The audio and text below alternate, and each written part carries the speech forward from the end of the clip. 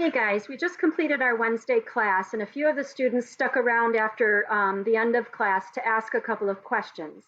And the questions were about this last problem that we had been working on. They discovered, or they pointed out to me, that I had made an arithmetic error.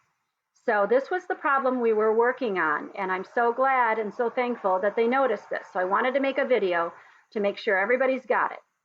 So first, we know that pattern 5 is listed above, and we know in this case that our A is 2x and that our B is -3. So when we go to cube this, we need to take our A and cube it.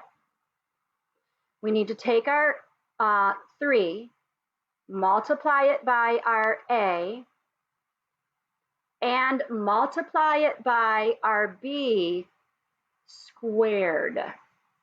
Because remember, our B is really plus -3. Okay? And I think I wrote it that way in our class session, but I didn't square it. To find the third term, we have to take our 3, and this time when we multiply it by our A squared times our B. Now we can disregard those negatives because we know it's going to go plus, minus, plus, minus. Okay? Oh, so if you cube 8x or 2x, you get 2 cubed is 8, and x cubed is x cubed.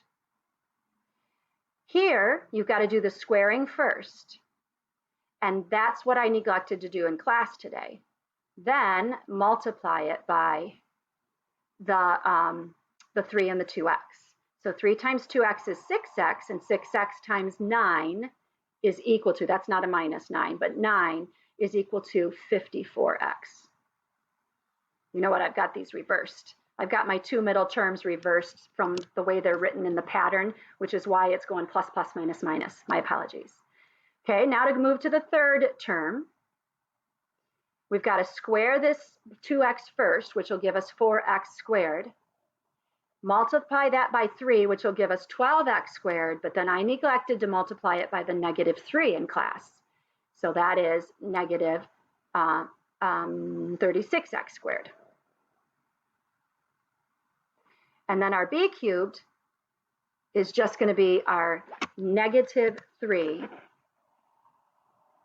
raised to the third power. And that's -3 times -3 times -3, which is -27.